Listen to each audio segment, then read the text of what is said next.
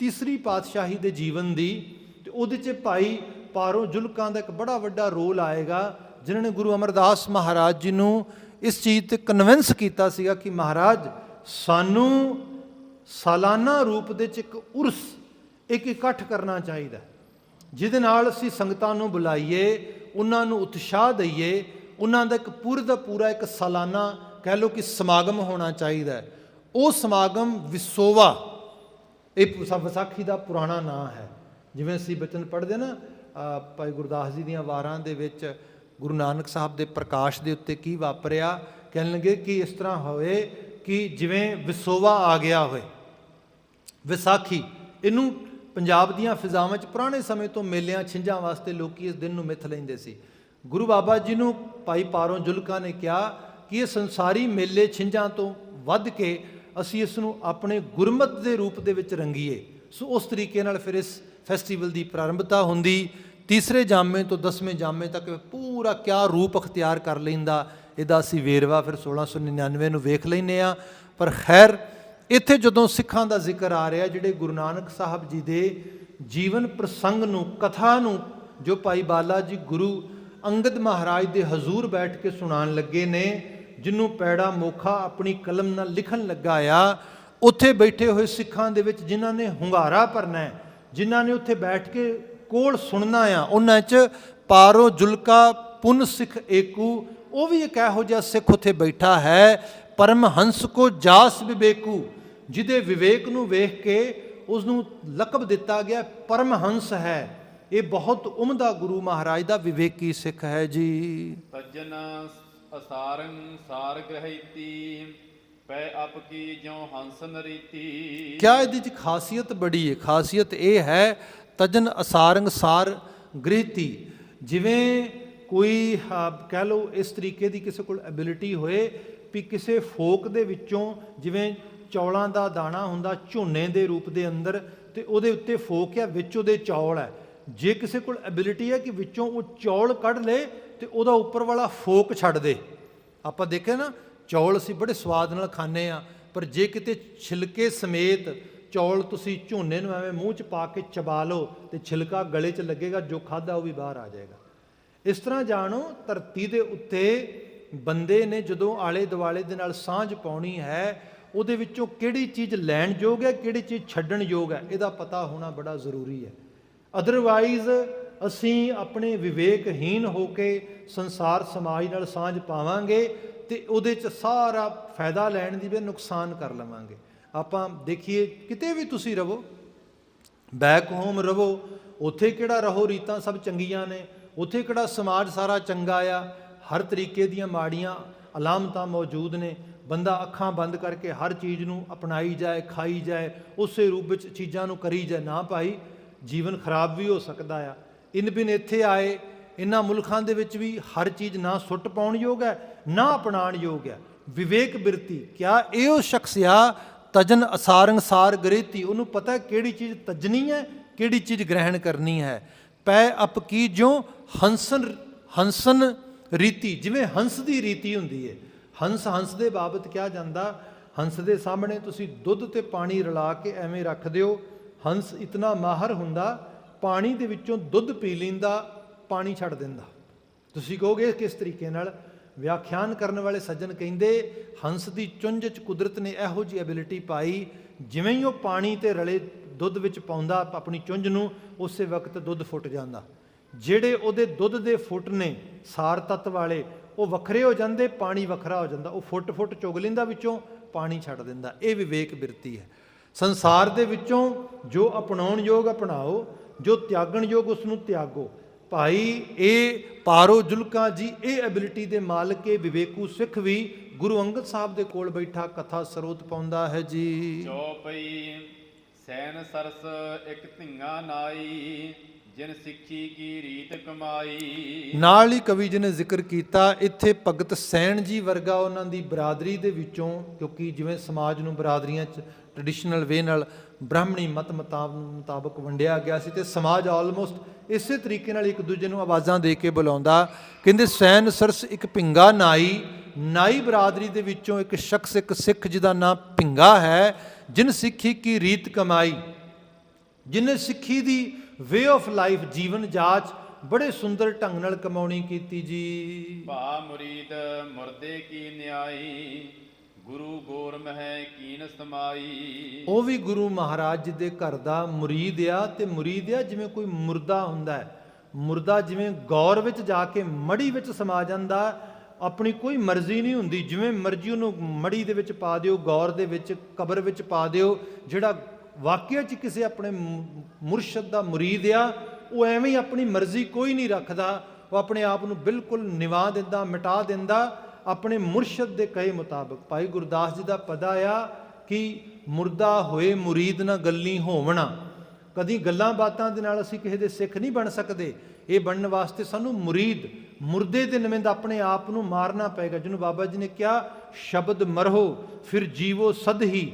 ਤੁਸੀਂ ਸ਼ਬਦ ਦੇ ਜ਼ਰੀਏ ਆਪਣੇ ਆਪੇ ਨੂੰ ਖਤਮ ਕਰੋ ਤੇ ਗੁਰੂ ਗੌਰ, ਗੁਰੂ ਮੜੀ ਦੇ ਵਿੱਚ ਆਪਣੇ ਆਪ ਨੂੰ ਅਮਾ ਲਵੋ। ਮੁਰਾਦ ਏ ਗੁਰੂ ਦੇ ਦੱਸੇ ਹੋਏ ਸੋਚ ਮੁਤਾਬਕ ਉਹਦੇ ਸਾਂਚੇ ਵਿੱਚ ਆਪਣੇ ਆਪ ਨੂੰ ਢਾਲ ਲਵੋ।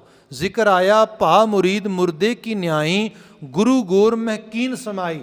ਇਹ ਗੁਰੂ ਕੀ ਰੀਤੀ ਤੇ ਚੱਲਣ ਵਾਲਾ ਭਿੰਗਾ ਨਾਈ ਇੱਕ ਐਸਾ ਸਿੱਖ ਆ ਜਿਹਨੇ ਆਪਣਾ ਆਪਾ ਬਿਲਕੁਲ ਗੁਰੂ ਤੋਂ ਨਿਉਛਾਵਰ ਕਰ ਦਿੱਤਾ ਹੈ ਜੀ। ਇਤਿਆਦਿਕ ਜੋ ਸੇਵਕ ਪ੍ਰੇਮੀ, ਭਏ ਕਥਾ ਸੁਨਨੇ ਕੇ ਨੇਮੀ। ਇਸ ਤਰ੍ਹਾਂ ਦੇ ਬਹੁਤ ਸਾਰੇ ਸੇਵਕ ਨੇ ਜਿਹੜੇ ਨੇਮਬੱਧ ਹੋ ਕੇ ਇਹ ਕਥਾ ਸਰੋਤ ਕਰ ਰਹੇ ਨੇ।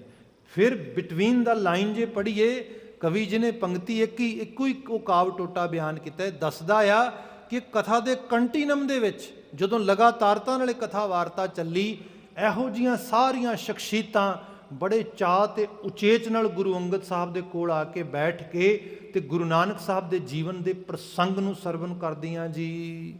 ਅਪਰ ਮਨੁਜ ਆਵਹਿ ਕਰ ਹੇਤੂ, ਸੁਨਹਿ ਕਥਾ ਬੇਦੀ ਕੁਲ ਸੇ ਕੇਤੂ।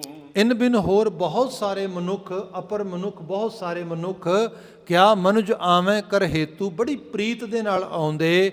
ਸੁਨਹਿ ਕਥਾ ਬੇਦੀ ਕੁਲ ਕੇਤੂ, ਜੋ ਕਿ ਬੇਦੀ ਕੁਲ ਦੇ ਕੁਲਭੂਸ਼ਣ ਨੇ ਗੁਰੂ ਨਾਨਕ ਮਹਾਰਾਜ, ਉਹਨਾਂ ਦੀ ਆ ਕੇ ਕਥਾ, ਉਹਨਾਂ ਦੀ ਆ ਕੇ ਵਾਰਤਾ ਸੁਣਨੀ ਕਰਦੇ ਜੀ। ਦੋਹਰਾ ਬਾਲਾ ਕਰਤ ਉਚਾਰ ਮੁਖ, ਪੈੜੇ ਲਿਖੀ ਸੁਧਾਰ।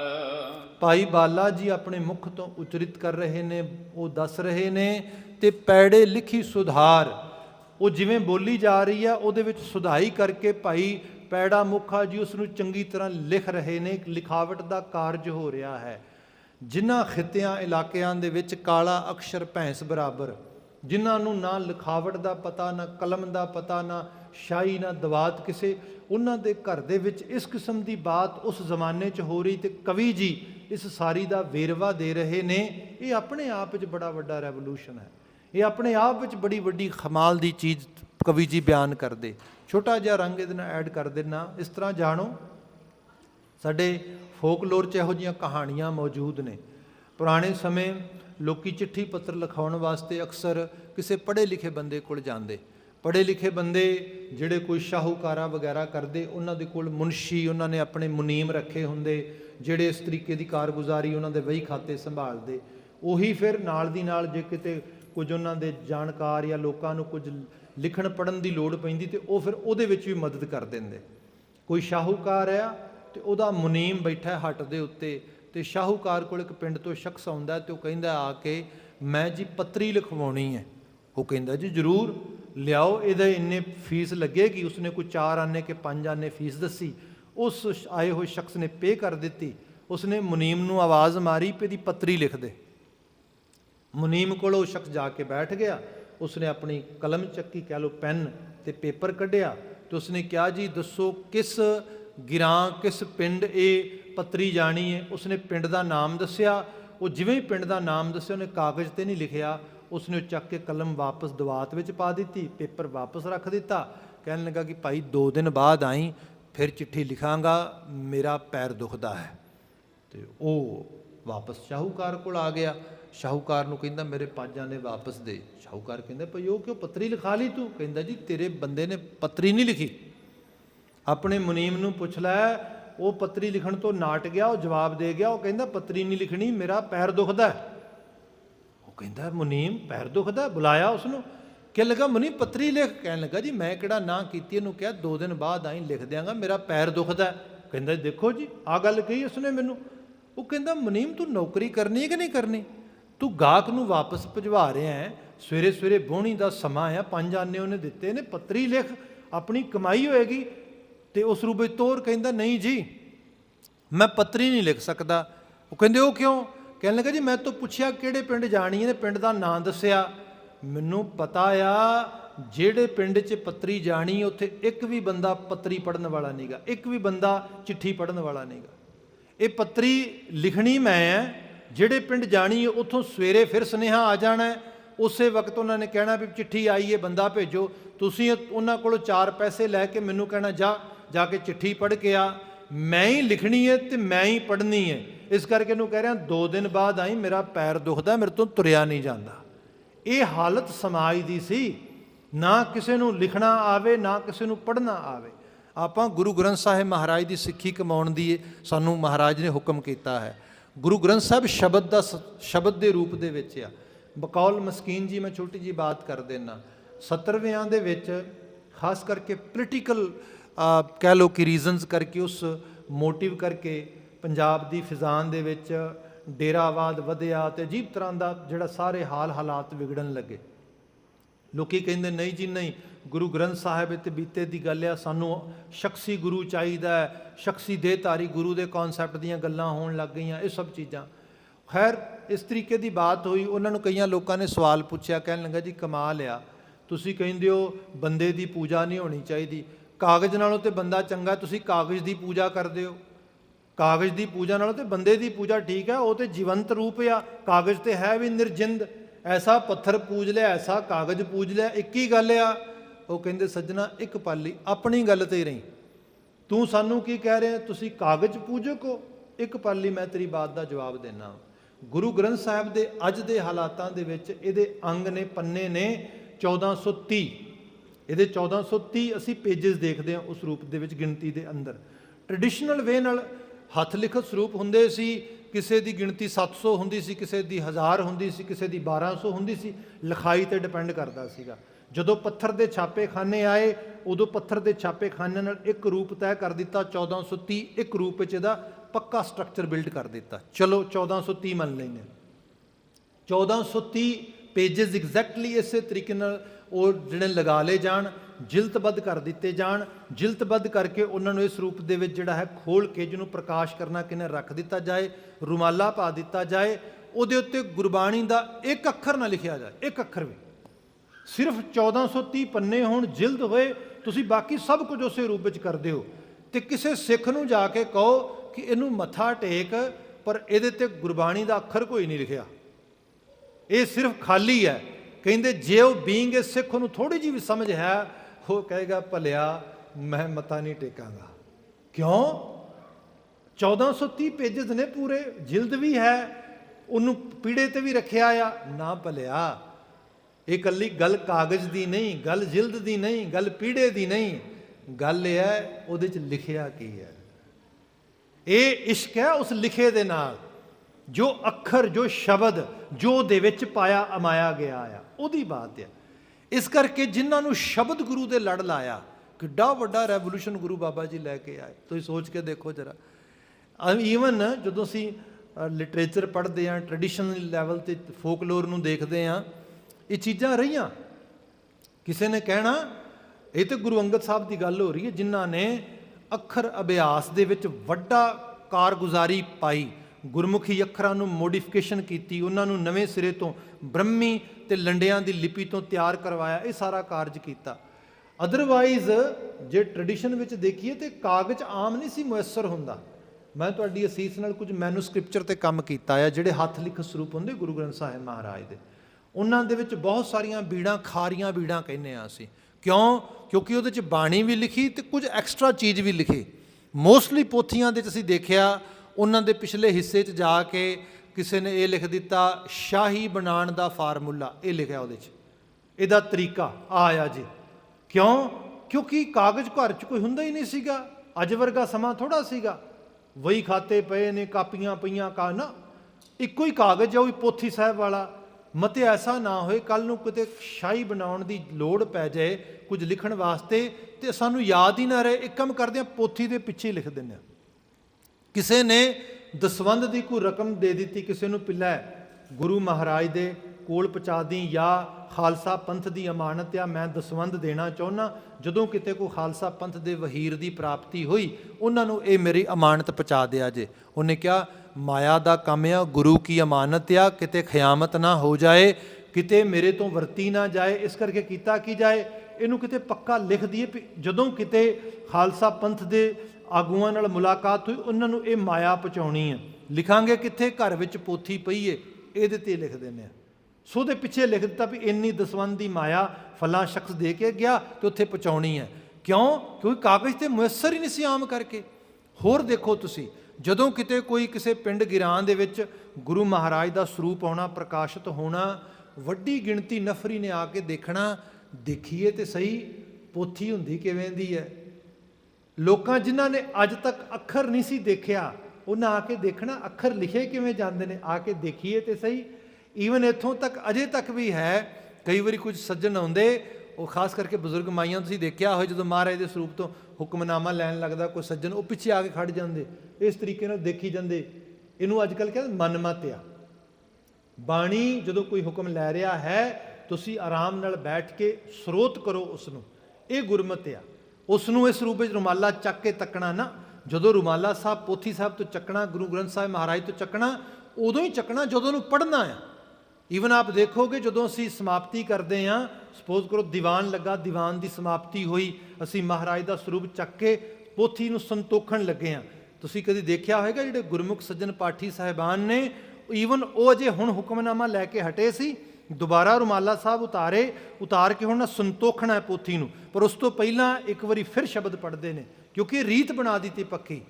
ਐਵੇਂ ਨਹੀਂ ਮਤਲਬ ਰੁਮਾਲਾ ਚੱਕਿਆ ਦੇਖ ਲਿਆ, ਹਾਂ ਸ਼ਬਦ ਦਾ ਦੇਖਣਾ, ਐਵੇਂ ਨਿਹਾਰਨਾ ਨਹੀਂ ਗਾ, ਸ਼ਬਦ ਦਾ ਦੇਖਣਾ, ਸ਼ਬਦ ਨੂੰ ਪੜ੍ਹਨਾ, ਸੁਣਨਾ, ਸਮਝਣਾ ਤੇ ਜਾਣਨਾ ਇਸ ਰੂਪ ਵਿੱਚ ਹੁੰਦਾ। ਸੋ ਇਹ ਮਹਾਰਾਜ ਨੇ ਬਖਸ਼ਿਸ਼ ਕੀਤੀ, ਅੱਖਰਾਂ ਨਾਲ, ਸ਼ਬਦ ਨਾਲ, ਗਿਆਨ ਨਾਲ ਸਾਨੂੰ ਇਸ ਰੂਪ ਵਿੱਚ ਜੋੜਿਆ। ਜੋ ਬਾਤ ਇੱਥੇ ਕਵੀ ਜੀ ਇੱਥੇ ਬਿਆਨ ਕਰਦੇ ਨੇ ਕਿ ਬਾਲਾ ਕਰਤ ਉਚਾਰ ਮੁਖ ਪਹਿੜੇ ਲਿਖੀ ਸੁਧਾਰ, ਇੱਥੇ ਗੁਰੂ ਬਾਬਾ ਜੀ ਨੇ ਉਹਨਾਂ ਨੂੰ ਅੱਖਰਾਂ ਵਾਲੇ ਬਣਾ ਦਿੱਤਾ। ਇੱਥੇ ਜਿੱਥੇ ਅਧਿਆਤਮ ਰਚਨਾ, ਗੁਰਬਾਣੀ ਵਰਗੀ ਰਚਨਾ ਪੜ੍ਹੀ ਸੁਣੀ ਜਾਂਦੀ ਹੈ, ਉੱਥੇ ਗੁਰੂ ਨਾਨਕ ਮਹਾਰਾਜ ਦੇ ਜੀਵਨ ਕਾਲ ਦਾ ਪ੍ਰਸੰਗ ਭਾਈ ਬਾਲਾ ਜੀ ਬੋਲ ਰਿਹਾ ਹੈ। ਗੁਰੂ ਅੰਗਦ ਮਹਾਰਾਜ ਆਪ ਅਗਵਾਈ ਕਰਕੇ ਉਸ ਨੂੰ ਭਾਈ ਪੈੜੇ ਮੁਖੇ ਲਿਖਾਰੀ ਤੋਂ ਆਪ ਲਿਖਵਾ ਰਹੇ ਨੇ ਜੀ। ਲਿਖਵਾਈ ਅੰਗਦ ਗੁਰੂ ਜਗ ਕੇ ਕਾਜ ਉਧਾਰ, ਜਗਤ ਦੇ ਕਾਰਜ ਨੂੰ ਉਧਾਰਨ ਵਾਸਤੇ ਗੁਰੂ ਅੰਗਦ ਮਹਾਰਾਜ ਨੇ ਇਹ ਕਾਰਜ ਕਰਵਾਇਆ, ਇਹ ਲਿਖਵਾਈ ਚੀਜ਼। ਇਸ ਰੂਪ ਵਿੱਚ ਸਮਝ ਲਵੋ, ਅੱਜ ਲੋਕੀ ਛੋਟੀਆਂ ਆਪਣੇ ਘਰਾਂ ਪਰਿਵਾਰਾਂ ਦੀਆਂ ਘਟਨਾਵਾਂ ਇਹਨਾਂ ਨੂੰ ਨੋਟ ਕਰਦੇ, ਲਿਖਦੇ, ਬਿਆਨ ਕਰਦੇ, ਇੱਕ ਪੀੜ੍ਹੀ ਦੂਜੀ ਪੀੜ੍ਹੀ ਨੂੰ ਸੁਣਾਉਂਦੀ, ਪਹਿਲੀ ਪੀੜ੍ਹੀ ਦੂਜੀ ਪੀੜ੍ਹੀ ਕੋਲੋਂ ਨੋਟ ਕਰਕੇ ਰੱਖਦੀ। ਇਹ ਤੇ ਮਾਨਵਤਾ ਦਾ ਸਾਰੇ ਦਾ ਸਾਰਾ ਇਤਿਹਾਸ ਹੈ। ਇਹ ਤੇ ਗੁਰਮਤਿ ਸਕੂਲ ਆਫ ਥਾਟ ਦੀ ਬਾਤ ਆ। ਜੇ ਆਪਾਂ ਅੱਜ ਦਾਰਸ਼ਨਿਕਤਾ ਦੀ ਬਾਤ ਕਰੀਏ, ਜਿਨ੍ਹਾਂ ਨੂੰ ਅਸੀਂ ਫਿਲਾਸਫੀ ਦੇ ਸਕੂਲ ਕਹਿੰਦੇ ਆ, ਅਸੀਂ ਸਪਿਰਿਚੁਅਲਿਟੀ ਦੀ ਗੱਲ ਕਰੀਏ, ਰੂਹਾਨੀ ਕਦਰਾਂ ਕੀਮਤਾਂ ਦੀ ਬਾਤ ਕਰੀਏ, ਅਜੇ ਤੇ ਮੁਸ਼ਕਲ ਇਹ ਹੈ, ਜਿਵੇਂ ਹਕੀਮ ਅੱਲਾ ਯਾਰ ਖਾਨ ਜੋਗੀ ਮੋਮਨ ਲਿਖਾਰੀ ਹੈ, ਤੇ ਜਦੋਂ ਆਪਣੀ ਉਹ ਨਜ਼ਮ ਲਿਖਦਾ, ਅਮਰ ਕਹਿੰਦਾ ਇਨਸਾਫ ਕਰੇ ਜੀ ਸੇ ਜ਼ਮਾਨਾ ਤੋ ਯਕੀਨ ਹੈ, ਕਹਦੇ ਗੁਰੂ ਗੋਬਿੰਦ ਕਾ ਸਾਨੀ ਹੀ ਨਹੀਂ ਹੈ। ਕਹਿੰਦਾ ਜ਼ਮਾਨਾ ਬਾਇਸ ਆ, ਇਨਸਾਫ ਪਸੰਦ ਨਹੀਂਗਾ। ਜੇ ਕਿਤੇ ਲੋਕ ਪੂਰੀ ਇਮਾਨਦਾਰੀ ਦੇ ਨਾਲ ਘੋਖ ਪੜਤਾਲ ਕਰਨ ਤੇ ਗੁਰੂ ਗ੍ਰੰਥ ਸਾਹਿਬ ਮਹਾਰਾਜ ਤੋਂ ਵਧੀਆ ਕਿਹੜੀ ਰਚਨਾ ਪੜ੍ਹੋਗੇ ਤੇ ਕਿਹੜੀ ਸੁਣੋਗੇ ਜੀ। ਗੁਰੂਆਂ ਭਗਤਾਂ ਤੋਂ ਬਿਨਾਂ ਕੀ ਕੋਈ ਕਿਸੇ ਨੂੰ ਰਾਹ ਵਿਖਾਏਗਾ। ਸਾਖਸ਼ਾਤ ਸੱਚ ਦਾ ਸਰੂਪ ਗੁਰਬਾਣੀ 'ਚ ਪ੍ਰੈਜ਼ੈਂਟ ਕੀਤਾ, ਤੇ ਉਹਨਾਂ ਨੂੰ ਪ੍ਰੈਜ਼ੈਂਟ ਕਰਨ ਵਾਲੀਆਂ ਰੂਹਾਂ ਦਾ ਜੇ ਕੋਈ ਜੀਵਨ ਬ੍ਰਿਤਾਂਤ ਉਸ ਸਮੇਂ ਦੀ ਕੋਈ ਲਿਖਾਇਤਾ ਕਰੇ, ਕਿੱਡਾ ਵੱਡਾ ਪਰਉਪਕਾਰਤਾ ਦਾ ਕਾਰਜ ਆ। ਕਵੀ ਜੀ ਬਿਆਨ ਕਰਦੇ ਤੇ ਗੁਰੂ ਅੰਗਦ ਮਹਾਰਾਜ ਦਾ ਤਰਸਿਆ, ਉਹਨਾਂ ਨੇ ਇਸ ਚੀਜ਼ ਨੂੰ ਨੋਟ ਕਰਵਾਇਆ ਜੀ। ਸੋ ਸੁਨ ਵਰਣਨ ਕਰਤ ਕਵ ਛੰਦ ਚੌਪਈ ਬੰਦ। ਸੋ ਇਹਨਾਂ ਹੀ ਚੀਜ਼ਾਂ ਨੂੰ ਹੁਣ ਸੁਖਾਂ ਦੇ ਦਾਤੇ ਗੁਰੂ ਨਾਨਕ ਮਹਾਰਾਜ ਜੋ ਕਿ ਕਰਤਾਰ ਸਰੂਪ ਸਾਡੇ ਵਾਸਤੇ ਨੇ, ਵਰਣਨ ਕੀਤਾ ਜਾਏਗਾ। ਉਹਨਾਂ ਦੇ ਛੰਦ ਤੇ ਚੌਪਈ ਦੇ ਛੰਦਾਂ ਦੇ ਵਿੱਚ ਕਵੀ ਜੀ ਬਿਆਨ ਕਰਦੇ ਕਿ ਇਸੇ ਚੀਜ਼ ਨੂੰ ਹੀ ਹੁਣ ਅਸੀਂ ਕਾਵਮਈ ਰਚਨਾ ਦੇ ਰੂਪ ਦੇ ਵਿੱਚ ਅੰਡਰਸਟੈਂਡ ਕਰਨ ਦੀ ਕੋਸ਼ਿਸ਼ ਕਰਾਂਗੇ ਜੀ। ਸ੍ਰੀ ਨਾਨਕ ਪਰਮਾਤਮਾ ਬੰਦਨ ਕਰ ਸੁਖ ਕੰਦ। ਧੰਨ ਗੁਰੂ ਨਾਨਕ ਮਹਾਰਾਜ ਨੂੰ ਵੰਦਨਾ ਕਰਦੇ ਹੋਏ ਕਵੀ ਸੰਤੋਖ ਸਿੰਘ ਜੀ ਕਹਿੰਦੇ, ਮੈਂ ਇਸ ਰਚਨਾ ਨੂੰ ਕਾਵਬੱਧ ਰੂਪ ਵਿੱਚ ਤੁਹਾਡੇ ਸਾਹਮਣੇ ਪ੍ਰੈਜ਼ੈਂਟ ਕਰਨ ਦੀ ਕੋਸ਼ਿਸ਼ ਕਰਾਂਗਾ ਜੀ। ਕਵਿਤ ਕੋ ਕਵ ਉਪਮਾ ਸੋ ਦੇਤ ਪਾਰ ਜਾਤ ਪਗ, ਕੋ ਕਹੇ ਗੁਰੂ ਪਗ ਕਮਲ ਅਮਲ ਹੈ। ਕਵੀ ਜੀ ਨੇ ਹੁਣ ਇੱਕ ਮੰਗਲ ਕੀਤਾ ਗੁਰੂ ਦੀ ਮਹਿਮਾ ਦੇ ਵਿੱਚ, ਤੇ ਉਹਦੇ 'ਚ ਉਹਨਾਂ ਬਿਆਨ ਕੀਤਾ ਕਿ ਕੋ ਕਵ ਉਪਮਾ ਸੋ ਦੇਤ ਪਾਰ ਜਾਤ ਪਗ। ਕਹਿੰਦਾ ਕੋਈ ਕਹਿੰਦਾ ਗੁਰੂ ਮਹਾਰਾਜ ਜੀ ਦੇ ਜਿਹੜੇ ਪਗ ਚਰਨ ਨੇ ਨਾ, ਉਹ ਪਾਰ ਜਾਤ ਬਿਰਖ ਵਰਗੇ ਨੇ, ਕਿਉਂਕਿ ਪਾਰ ਜਾਤ ਕਹਿੰਦੇ ਇੱਕ ਐਸਾ ਬਿਰਖ ਆ ਜਿਹਦੇ ਥੱਲੇ ਬੈਠ ਕੇ ਤੁਸੀਂ ਜੋ ਮੰਗੋਗੇ ਉਹ ਮਿਲ ਜਾਏਗਾ। ਗੁਰੂ ਦੇ ਚਰਨਾਂ 'ਚ ਬੈਠ ਕੇ ਜੋ ਮੰਗੋਗੇ ਉਹ ਮਿਲ ਜਾਏਗਾ। ਇਸ ਰੂਪ ਵਿੱਚ ਕੋਈ ਤਸ਼ਬੀਹ ਦਿੰਦਾ, ਐਗਜ਼ਾਮਪਲ ਕਰਦਾ ਗੁਰੂ ਮਹਾਰਾਜ ਦੇ ਚਰਨਾਂ ਨੂੰ। ਕੋਈ ਕਹੇ ਗੁਰੂ ਪਗ ਕਮਲ ਅਮਲ ਹੈ, ਕੋਈ ਕਹਿੰਦਾ ਨਹੀਂ ਨਹੀਂ, ਗੁਰੂ ਮਹਾਰਾਜ ਦੇ ਚਰਨ ਤੇ ਕੌਲ ਦੇ ਫੁੱਲਾਂ ਵਰਗੇ ਨਰਮ ਮੁਲਾਇਮ ਅਤੇ ਖੁਸ਼ਬੂਦਾਰ ਨੇ ਜੀ। ਜੋ ਪਾਰ ਜਾਤ ਨਾ ਚਿਤਨ ਗਤ ਦਾਨ ਨਾਹੀ, ਅਮਲ ਕਮਲ ਰੈਨ ਵਿਖੇ ਮੁਖ ਮਿਲ ਹੈ। ਪਰ ਗੱਲ ਇਹ ਹੈ, ਕੋ ਪਾਰ ਜਾਤ ਨਾ ਚਿਤੰਤ ਗਤੀ ਦਾਨ ਨਹੀਂ। ਕੋਈ ਪਾਰ ਜਾਤ ਹੋਏ, ਉਹ ਪਾਰ ਜਾਤ ਬੰਦੇ ਦੀ ਖਾਹਿਸ਼ਾਂ ਦੀ ਪੂਰਤੀ ਕਰੇ, ਪਰ ਬੰਦੇ ਨੂੰ ਮੁਕਤੀ ਨਾ ਦੇਵੇ। ਮੁਰਾਦ ਇਹ ਲੋੜਾਂ ਥੋੜਾਂ ਦੀ ਪੂਰਤੀ ਤੇ ਕਿਤੋਂ ਵੀ ਹੋ ਜਾਏਗੀ, ਪਰ ਬੰਦੇ ਨੂੰ ਜਿਹੜੀ ਮੁਕਤੀ, ਮੋਕਸ਼, ਸੈਲਵੇਸ਼ਨ ਜਿਹਦੀ ਗੱਲ ਕਰਦੇ ਆ, ਦਾਨੇ ਲੋਕਾਂ ਦਾ ਬਚਨ ਆ, ਕਹਿੰਦੇ if we are not able to liberate from our own bad habits, from our own bad traits, then how can we actually ask for any sort of salvation? ਅਸੀਂ ਮੁਕਤੀ ਦਾ ਫਿਰ ਕੀ ਕਰਾਂਗੇ ਜੀ, ਜੇ ਆਪਣੀਆਂ ਆਦਤਾਂ, ਆਪਣੇ ਸੰਸਕਾਰਾਂ, ਆਪਣੀਆਂ ਮਾੜੀਆਂ ਚੀਜ਼ਾਂ ਤੋਂ ਮੁਕਤ ਨਾ ਹੋ ਸਕੇ। ਤੇ ਪਾਰ ਜਾਤ ਵਿੱਚ ਐਬਿਲਿਟੀ ਨਾ ਹੈ ਕਿ ਉਹ ਤੁਹਾਨੂੰ ਇਸ ਰੂਪ ਵਿੱਚ ਇਸ ਤਰ੍ਹਾਂ ਜਾਣੋ, ਵਸਤਾਂ ਰਸਤਾਂ ਪਦਾਰਥ ਦੌਲਤ ਸਰਮਾਇਆ, ਇਹ ਸਭ ਚੀਜ਼ਾਂ ਬੰਦੇ ਦੇ ਪਰਛਾਵੇਂ ਦੀ ਤਰ੍ਹਾਂ ਨੇ, ਬੰਦੇ ਦੇ ਪਿੱਛੇ ਤੁਰਦੀਆਂ ਨੇ। ਹਾਂ, ਬੰਦਾ ਆਪਣੇ ਅਮਲ ਅਮਾਲ ਠੀਕ ਕਰੇ, ਸੋਚਾਂ ਨੂੰ ਠੀਕ ਕਰੇ। ਗੁਰੂ ਤੁਹਾਡੀਆਂ ਸੋਚਾਂ 'ਚ ਵਰਤਦਾ ਹੈ, ਗੁਰਮਤਿ ਤੁਹਾਡੀ ਸੋਚ ਦੀ, ਤੁਹਾਡੀ ਜ਼ਹਿਨੀਅਤ ਨੂੰ ਬਦਲਦੀ ਹੈ। ਮੈਂ ਬੱਚਿਆਂ ਨੂੰ ਅਕਸਰ ਬਿਆਨ ਕਰਦਾ ਹੁੰਦਾ ਵਾਂ, ਪਤਾ ਧਰਤੀ ਦੇ ਉੱਤੇ ਵਿਜ਼ਡਮ ਕਮਾ ਲਵੋ, ਬਾਕੀ ਸਾਰਾ ਕੁਝ ਆਪ ਹੀ ਆ ਜਾਏਗਾ। Believe me. ਤੁਸੀਂ ਈਵਨ ਮੈਂ ਉਹ ਵੀ ਲੋਕ ਦੇਖੇ, people who are even comparatively less intelligent, if we compare with those individuals with the same age, actually you can say their groups, but at the same time ਜੇ ਉਹਨਾਂ ਦੇ ਅੰਦਰ ਵਾਈਜ਼ਰ ਥਾਟ ਆ, ਉਹ ਉਹਨਾਂ ਤੋਂ ਜ਼ਿਆਦਾ ਜ਼ਿੰਦਗੀ 'ਚ ਖੁਸ਼ ਤੇ ਜ਼ਿਆਦਾ ਜ਼ਿੰਦਗੀ 'ਚ ਕਾਮਯਾਬ ਹੁੰਦੇ ਨੇ, ਕਿਉਂਕਿ ਇਹ ਜ਼ਿਆਦਾ ਜ਼ਰੂਰੀ ਹੈ। ਇਹੀ ਗੁਰੂ ਕੀ ਬਾਤ ਆ, ਜਿਹਨੂੰ ਅਸੀਂ ਰੂਹਾਨੀਅਤ ਕਹਿ ਰਹੇ ਹਾਂ, ਅਧਿਆਤਮਕਤਾ ਕਹਿ ਰਹੇ ਹਾਂ, ਇਹ ਜੀਵਨ ਦੀਆਂ ਉਚੇਰੀਆਂ ਕਦਰਾਂ ਕੀਮਤਾਂ। ਪਰ ਕਹਿੰਦੇ ਕੋਈ ਪਾਰ ਜਾਤ ਇਹ ਨਹੀਂ ਬਖਸ਼ਦਾ, ਅਮਲ ਕਮਲ ਰੈਣ ਵਿਖੇ ਮੁਖ ਮਿਲ ਹੈ। ਜੇ ਕਿਤੇ ਦੇਖਿਆ ਜਾਏ ਤੇ ਜਿਹੜਾ ਕਮਲ ਆ ਉਹ ਦਿਨੇ ਤੇ ਜ਼ਰੂਰ ਖਿੜਿਆ ਮਿਲਦਾ ਹੈ, ਪਰ ਰਾਤ ਨੂੰ ਤੇ ਬੁੱਝ ਜਾਂਦਾ ਹੈ। ਤੇ ਗੁਰੂ ਤੇ ਸਤਿਗੁਰ ਜਾਗਤਾ ਹੈ ਦਿਓ, ਉਹ ਤੇ ਹਰ ਵਕਤ ਜਾਗਦਾ ਆ, ਹਰ ਵਕਤ ਹਾਜ਼ਰ ਨਾਜ਼ਰ ਆ। ਫਿਰ ਆਪਾਂ ਗੁਰੂ ਦੇ ਚਰਨਾਂ ਨੂੰ ਕਮਲ ਦੇ ਫੁੱਲਾਂ ਨਾਲ ਤੇ ਪਾਰਜਨਾਤ ਨਾਲ ਕਿਵੇਂ ਤਸ਼ਬੀਹ ਦੇ ਸਕਦੇ ਹਾਂ ਜੀ। ਵੈ ਤੋ ਸਹਿ ਚੇਤ ਦੇਤ ਕਾਮਨਾ ਭਗਤ ਭੁਗਤ ਨਿਜ, ਬਾਸਰ ਔਰ ਰਜਨੀ ਮੇ ਏਕ ਸੇ ਸਤੁਲ ਹੈ। ਪਰ ਗੁਰੂ ਮਹਾਰਾਜ ਦੇ ਚਰਨ ਤੇ ਜਿਹੜੇ ਨੇ ਉਹ ਤੇ ਸਹਿਚੇਤ ਦੇਤ, ਸਾਨੂੰ ਚੇਤਨਤਾ ਦਿੰਦੇ ਨੇ, ਸਾਨੂੰ ਅਵੇਅਰਨੈਸ ਸਾਡੇ ਅੰਦਰ ਜਨਰੇਟ ਕਰਦੇ ਨੇ। ਗੁਰੂ ਸਾਨੂੰ ਜਗਾਉਂਦਾ, ਗੁਰੂ ਸਾਨੂੰ ਸੋਝੀ ਬਖਸ਼ਦਾ। ਕਿਆ ਉਹ ਨਾ ਰਾਤ ਸੌਂਦੇ ਨਾ ਦਿਨ ਮਤਲਬ ਸਾਡੇ ਤੋਂ ਦੂਰ ਹੁੰਦੇ, ਉਹ ਤੇ ਹਰ ਵਕਤ ਸਾਡੇ ਨਾਲ ਕਾਇਮ ਦਾਇਮ ਮੌਜੂਦ ਨੇ ਜੀ। ਲਖੇ ਪਦ ਆਦਰ ਨਾ ਪਾਰ ਜਾਤ ਕਮਲ ਕੋ, ਤਾਂ ਤੇ ਪਗ ਪਗ ਪਾਰ ਜਾਤ ਨਾ ਕਮਲ ਹੈ। ਇਸੇ ਕਰਕੇ ਕਵੀ ਜੀ ਕਹਿੰਦੇ ਵੀ ਲਖੇ ਪਦ ਆਦਰ ਨਾ ਪਾਰ ਜਾਤ ਕਮਲ ਕੋ। ਮੈਂ ਦੇਖਿਆ ਆ ਨਾ ਪਾਰ ਜਾਤ ਤੇ ਨਾ ਕਮਲ, ਉਹ ਆਦਰ ਨਾ ਪ੍ਰਾਪਤ ਕਰ ਸਕਣਗੇ ਜਿਹੜੇ ਗੁਰੂ ਕੇ ਚਰਨਾਂ ਦਾ ਆਦਰ ਹੈ। ਇਸੇ ਕਰਕੇ ਤਾਂ ਤੇ ਪਗ ਪਗ ਪਾਰ ਜਾਤ ਨਾ ਕਮਲ ਹੈ। ਗੁਰੂ ਕੇ ਚਰਨਾਂ ਨੂੰ, ਗੁਰੂ ਕੇ ਚਰਨ ਹੀ ਜਾਣੋ, ਨਾ ਪਾਰ ਜਾਤ ਜਾਣੋ ਨਾ ਕਮਲ ਜਾਣੋ। ਮੌਲਿਕ ਗੱਲ ਇਹ ਆ, ਕਈ ਚੀਜ਼ਾਂ ਦੀ ਤਸ਼ਬੀਹ ਜਿਵੇਂ ਗੁਰੂ ਬਾਬਾ ਜੀ ਬਾਣੀ 'ਚ ਬਿਆਨ ਕਰਦੇ ਨਾ ਕਿ ਜੈਸਾ ਤੂੰ ਤੈਸਾ ਤੂੰ ਹੀ, ਕਿਆ ਉਪਮਾ ਦੀਜੈ। ਰੱਬ ਦੀ ਉਪਮਾ, ਗੁਰੂ ਦੀ ਉਪਮਾ ਕੀ ਕਰੋਗੇ ਜੀ। ਜੋ ਬਹੁਤ ਖੂਬਸੂਰਤ ਹੋਏ ਧਰਤੀ ਦੇ ਉੱਤੇ, ਅਸੀਂ ਕਹਿੰਦੇ ਚੰਦਰਮੁਖੀ ਹੈ, ਚੰਦਰਮਾ ਵਰਗਾ ਸੋਹਣਾ ਹੈ, ਪਰ ਚੰਦਰਮਾ ਨੂੰ ਤਸ਼ਬੀਹ ਕਾਹਦੇ ਨਾਲ ਦਿਓਗੇ ਜੀ। ਤੇ ਜਿਹੜਾ ਕੋਟ ਚੰਦਰਮਾ ਦਾ ਨੂਰ ਆ, ਅਸੀਂ ਬਾਣੀ 'ਚ ਸ਼ਬਦ ਪੜ੍ਹਦੇ ਹਾਂ, ਮਹਾਰਾਜ ਬਿਆਨ ਕਰਦੇ ਕਿ ਚੇਤੇ ਰੱਖੀ ਕਿ ਜੇ 100 ਚੰਦਾ ਉਗਵੈ ਸੂਰਜ ਚੜ੍ਹੈ ਹਜ਼ਾਰ, ਏਤੇ ਚਾਨਣ ਹੁੰਦਿਆਂ ਗੁਰਬਿਨ ਘੋਰ ਅੰਧਾਰ। ਗੁਰੂ ਸੂਰਜਾਂ ਦਾ ਸੂਰਜ ਹੈ, ਨਮੋ ਤੇਜ ਤੇਜੇ, ਉਹ ਤੇਜ ਦਾ ਵੀ ਤੇਜ ਆ, ਉਹ ਇਸ ਰੂਪ ਦੇ ਵਿੱਚ ਆ, ਉਹਨੂੰ ਕਿਵੇਂ ਕਿਸੇ ਰੂਪ ਵਿੱਚ ਮਹਿਮਾ ਦਿੱਤੀ ਜਾ ਸਕਦੀ। ਸੋ ਗੁਰੂ ਦੇ ਪੱਗ ਤੇ ਗੁਰੂ ਦੇ ਪੱਗ ਸਮਝ ਕੇ ਹੀ ਪੂਜੇ ਜਾਣ ਜੀ। ਚੌਪਈ ਕਰ ਤੁੰਬੀ ਕਟਕੀਨ ਕੁਪੀਨਾ, ਤਨ ਉਪਰ ਕਮਰੀ ਸਿਤ ਲੀਨਾ। ਹੁਣ ਕਵੀ ਜੀ ਨੇ ਥੋੜਾ ਜਿਹਾ ਬਿੰਬ ਸਿਰਜਿਆ ਹੈ ਭਾਈ ਬਾਲਾ ਜੀ ਦਾ।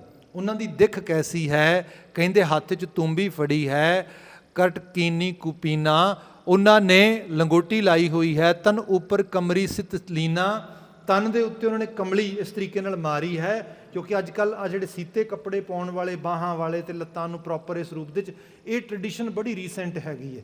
ਮੋਸਟਲੀ ਖੁੱਲ੍ਹੇ ਕੱਪੜੇ ਇਸ ਤਰੀਕੇ ਨਾਲ ਲੰਗੋਟੀ ਲਾ ਲੈਣੀ, ਸਿੱਧੀਆਂ ਚਾਦਰਾਂ ਵਲੇਟ ਲੈਣੀਆਂ, ਇਸ ਰੂਪ ਵਿੱਚ ਬਾਤ ਹੁੰਦੀ ਸੀਗੀ। ਕਵੀ ਜੀ ਨੇ ਉਹਨਾਂ ਦੀ ਜਿਹੜੀ ਫਿਜ਼ੀਕਲ ਅਪੀਅਰੈਂਸ ਉਹਨੂੰ ਦਿਖਾਉਣ ਦੀ ਕੋਸ਼ਿਸ਼ ਕੀਤੀ ਹੈ ਜੀ। ਉੱਚੀ ਕੁਲ ਹੈ ਸੀਸ ਪਰ ਧਾਰੀ, ਸ਼ਮਸ ਸਵੇਤ ਦੀਰਘ ਇੱਕ ਸਾਰੀ। ਉਹਨਾਂ ਨੇ ਉੱਚੀ ਸਾਰੀ ਜਿਹੜੀ ਹੈ ਕੁਲਹਾ ਟੋਪੀ ਪਾਈ ਹੋਈ ਹੈ, ਸ਼ਮਸ ਸਵੇਤ ਦੀਰਘ ਇੱਕ ਸਾਰੀ। ਉਹਨਾਂ ਦਾ ਦਾੜਾ ਚਿੱਟਾ ਲੰਮਾ ਤੇ ਇੱਕ ਸਾਰ ਹੈ ਬਿਲਕੁਲ, ਮਤਲਬ ਬਜ਼ੁਰਗ ਅਵਸਥਾ ਆ ਭਾਈ ਬਾਲੇ ਦੀ, ਤੇ ਉਹ ਗੁਰੂ ਮਹਾਰਾਜ ਦੇ ਕੋਲ ਇਸ ਕਿਸਮ ਦੇ ਨਾਲ ਕੱਪੜੇ ਬਸਤਰ ਪਾ ਕੇ ਸੋਭ ਰਿਹਾ ਹੈ ਜੀ। ਔਰ ਮੈਂ ਕਰ ਗੁਰ ਨਾਨਕ ਧਿਆਨਾ, ਬੰਦੇ ਪਦ ਅਰਬਿੰਦ ਵਿਧਾਨਾ। ਦਿਲ ਵਿੱਚ ਗੁਰੂ ਨਾਨਕ ਜੀ ਦਾ ਧਿਆਨ ਧਰਿਆ ਹੋਇਆ ਹੈ ਤੇ ਵਿਧੀ ਅਨੁਸਾਰ ਗੁਰੂ ਦੇ ਚਰਨਾਂ ਦੇ ਉੱਤੇ ਬੰਦਨਾ ਕਰ ਰਿਹਾ ਹੈ ਜੀ। ਬਾਲਾ ਵਰਣਨ ਕਰਨ ਲੱਗਾ ਬਰ, ਸਸ ਮੁਖ ਤੇ ਇਤਿਹਾਸ ਸੁਦਾ ਸਰ। ਇਸੇ ਪ੍ਰਕਾਰ ਭਾਈ ਬਾਲਾ ਜੀ ਆਪਣੇ ਗੁਰੂ ਮਹਾਰਾਜ ਜੀ ਦੇ ਉਸ ਪਾਵਨ ਇਤਿਹਾਸ ਦੀ ਬਾਤ ਆਪਣੇ ਮੁਖਾਰਬਿੰਦ ਆਪਣੇ ਮੂੰਹ ਤੋਂ ਕਰਨ ਲੱਗਾ ਹੈ। ਉਸ ਰੂਪ ਨੂੰ ਸਾਰੇ ਨੂੰ ਉਹ ਵਰਣਨ ਕਰਨ ਵਾਸਤੇ ਹੁਣ ਤਿਆਰ ਹੋਇਆ ਹੈ। ਮੁਰਾਦ ਹੈ ਮਹਾਰਾਜ ਜੀ ਦੇ ਜੀਵਨ ਦੀ ਸਾਖੀ ਗਾਥ ਸਾਡੇ ਸਾਹਮਣੇ ਪਾਉਣ ਲੱਗਾ ਹੈ। ਇਹ ਸਾਰੀ ਗਾਥ, ਇਹ ਸਾਖੀ ਕਿਵੇਂ ਚੱਲਦੀ ਹੈ, ਕਿਵੇਂ ਸਾਖੀ ਪ੍ਰਾਰੰਭ ਹੁੰਦੀ ਹੈ, ਇਹਦਾ ਵੇਰਵਾ ਅਸੀਂ ਆਪਣੇ ਰੂਪ ਦੇ ਵਿੱਚ ਜਿਹੜਾ ਹੈਗਾ ਉਸ ਰੂਪ ਦੇ ਵਿੱਚ ਆਉਂਦੇ ਸਮੇਂ ਦੇ ਅੰਦਰ ਕਰਨ ਦੀ ਕੋਸ਼ਿਸ਼ ਕਰਾਂਗੇ। ਅੱਜ ਵਾਸਤੇ ਦਿੱਤਾ ਹੋਇਆ ਸਮਾਂ ਸਮਾਪਤ ਹੈ। ਭੁੱਲਾਂ ਗਲਤੀਆਂ ਨਾ ਚਤਾਰਨੀਆਂ, ਕਹੇ ਸੁਣੇ ਨੂੰ ਹਿਰਦੇ 'ਚ ਵਸਾਉਣਾ, ਗੁਰਮਤਿ ਨੂੰ ਦ੍ਰਿੜ ਕਰਨ ਦੀ ਕੋਸ਼ਿਸ਼ ਕਰੀਏ। ਆਓ ਆਖਰੀ ਵਾਰੀ ਇਹਨਾਂ ਪੰਕਤੀਆਂ ਦਾ ਦੁਹਰਾ ਕੇ ਪਾਠ ਕਰਦਿਆਂ ਹੋਇਆਂ ਫਿਰ ਫਤਿਹ ਦੀ ਸਾਂਝ ਪਾਉਂਦੇ ਹਾਂ ਜੀ। ਔਰ ਮੈਂ ਕਰ ਗੁਰ ਨਾਨਕ ਧਿਆਨਾ, ਬੰਦੇ ਪਦ ਅਰਬਿੰਦ ਵਿਧਾਨਾ। ਬਾਲਾ ਵਰਣਨ ਕਰਨ ਲੱਗਾ ਬਰ, ਸਸ ਮੁਖ ਤੇ ਇਤਿਹਾਸ ਸੁਧਾ ਸਰ। ਵਾਹਿਗੁਰੂ ਜੀ ਕਾ ਖਾਲਸਾ, ਵਾਹਿਗੁਰੂ ਜੀ ਕੀ ਫਤਿਹ। ਸਤਿਗੁਰਾਂ ਦੀ ਸਾਜੀ ਅਤੇ ਨਵਾਜੀ, ਗਰੀਬ ਨਵਾਜ ਗੁਰੂ ਖਾਲਸਾ ਜੀ। ਤੁਸੀਂ ਵੇਖਿਆ ਨਾ